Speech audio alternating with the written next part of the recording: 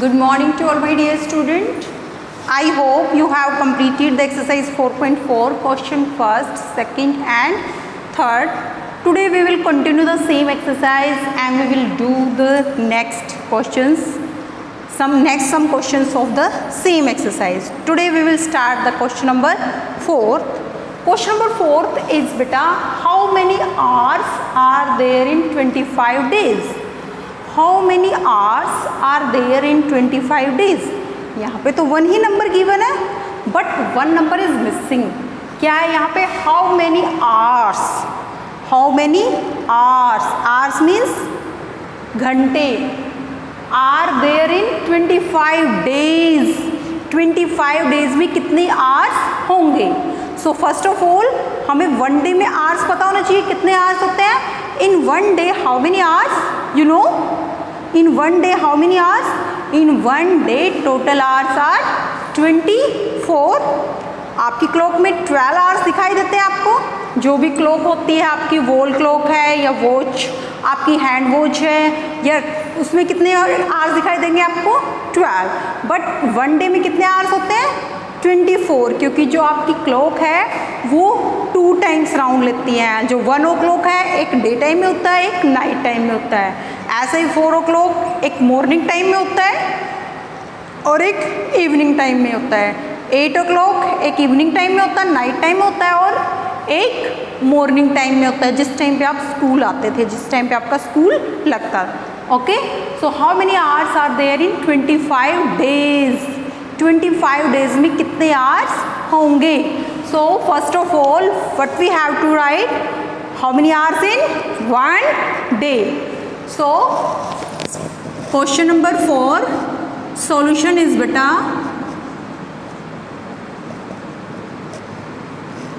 number of hours in one day. Number of hours in one day. One day में कितने hours होते हैं बेटा? 24. Then number of hours in कितने days में निकालनी हमें?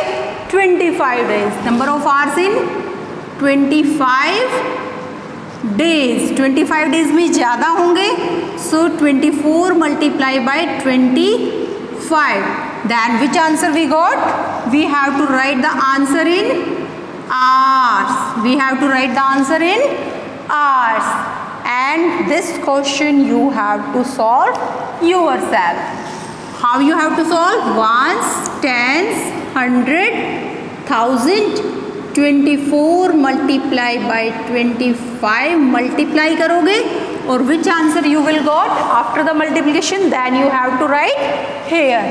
पहले 5 से मल्टीप्लाई करोगे, फिर प्लस का साइन लगा के 2 से मल्टीप्लाई और फिर ऐड करके which answer you will got? You have to write here. Now question 5th is the monthly salary of Ram Dayal. One person is given. उसका नेम क्या है? वन पर्सन का, उस पर्सन का नेम क्या है? राम दयाल. उसकी जो मंथली मीन्स 1 मंथ में, 1 मंथ में जो उसको सैलरी मिलती है, सभी को सैलरी मंथली मिलती है. जो भी पर्सन वर्कर होते हैं, वर्क करते हैं, जॉब पे होते हैं. The monthly salary of Ram Dayal is ₹825. 1 month में उसको कितने पैसे मिलते हैं? Only 825. What is his annual salary? अब एनुअल क्या होता है बेटा? आप एनुअल मीन्स होता है ईयर. एनुअल मीन्स होता है 1 ईयर. तो एनुअल मीन्स, अब यहाँ पे सैलरी कैसे गिवन है? मंथली. तो एनुअल मीन्स ईयर की बतानी है, और ईयर 1 ईयर में कितने मंथ होते हैं हमारे पास? 12. एनुअल मीन्स क्या होता है? First of all annual. Annual means होता है 1 ईयर. एनुअल मीन्स क्या होता है? 1 ईयर. और 1 year is equal to 12 months. 1 year में कितने मंथ्स होते हैं? 12. 1 ईयर में कितने मंथ्स होते हैं? 12. सो monthly salary of monthly salary of Ramdayal is given 825.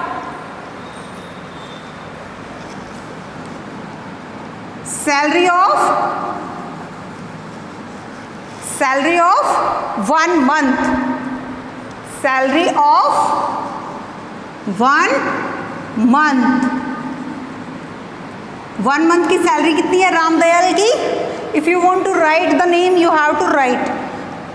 Okay, monthly salary of Ramdayal, then 1 month salary of Ramdayal. अगर नेम लिखना है तो you have to write the name. 1 month salary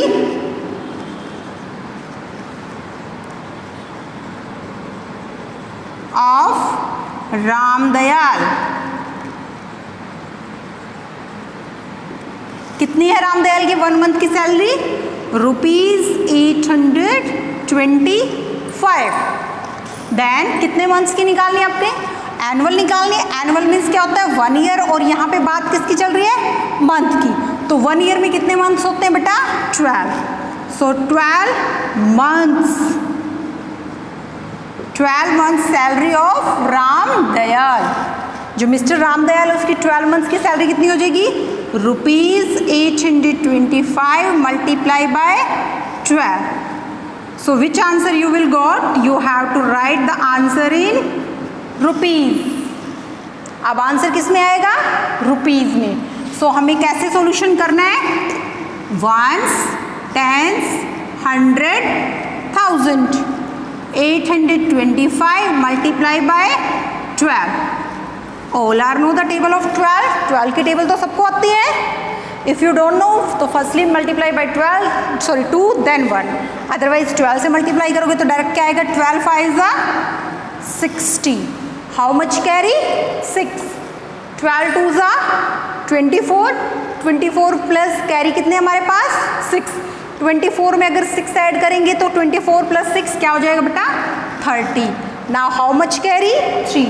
now 12 8 क्या होता है? 96. 96 प्लस कैरी कितने थे हमारे पास?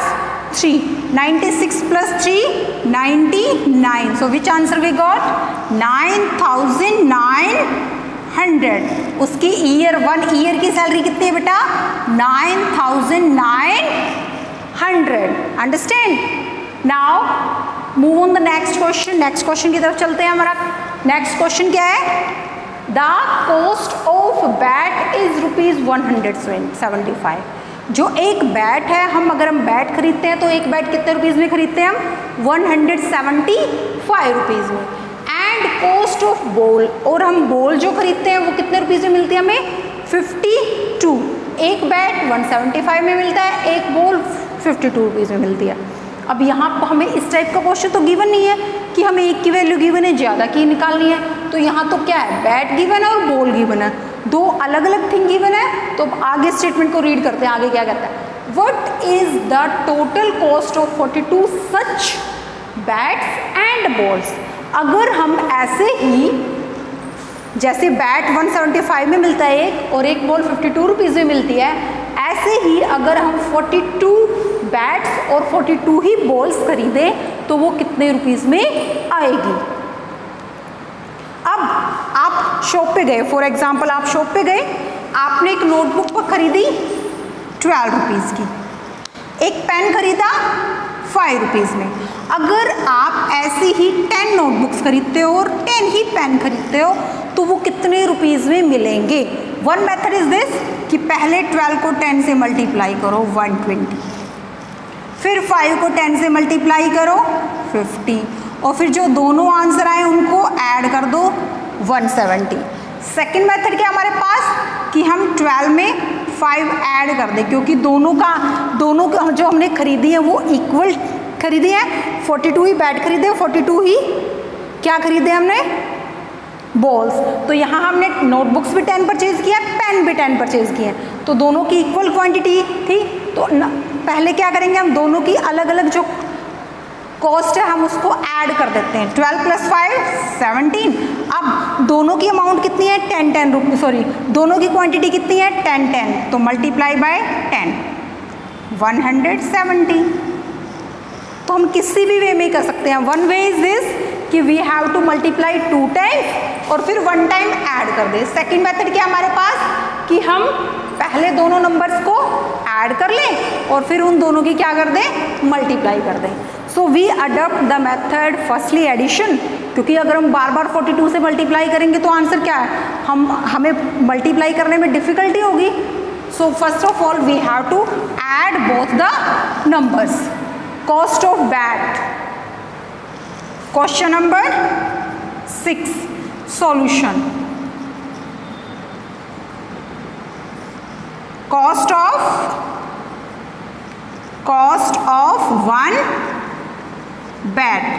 वन बैट कितने रुपीज़ में खरीदने हैं 175 रुपीज़ में। वन बैट कितने रुपीज़ में आ रहा है 175 रुपीज़ में।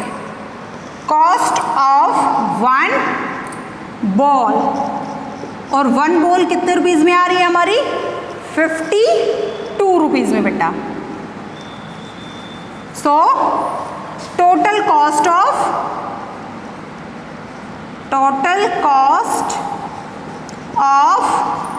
वन बैट एंड बॉल, एक बैट की और एक बॉल की टोटल कॉस्ट क्या हो जाएगी, हम दोनों को ऐड कर देंगे। 5 + 2 7, 7 + 5 12। How much carry, 1 is carry, 1 और 1 कैरी 2। तो अगर हम सिर्फ एक बैट और एक बॉल खरीदे तो हमें कितने रुपीज़ में मिलेंगे 227 रुपीज़ में। और हमें कितने बैट और कितनी बॉल खरीदनी है 42। Total cost of one bat and one ball. Now total cost of 42 bats and balls. अगर हम ऐसे ही 42 बैट्स और 42 ही बॉल्स परचेज करें तो वो कितने रुपीज़ में आएंगे, कितने में आएंगे 227 मल्टीप्लाई बाय 42। और which answer we got, we have to write answer in rupees, क्योंकि हमें ये बताना है कि वो कितनी अमाउंट हमें स्पेंड करनी होगी इतने बॉल्स और बैट्स पे। So how we have to write 200 ones, tens, 100, 1000, 227 multiply by 42. So first of all we have to multiply 2, 227 को 2 से मल्टीप्लाई करेंगे, 2 7 जा 14। हाउ मच कैरी 1, 2 2 जा क्या आएगा बेटा 4, 4 और 1 कैरी क्या बन जाएगा 5।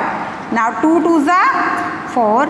नाउ वंस प्लेस पे क्या आएगा क्रॉस या 0।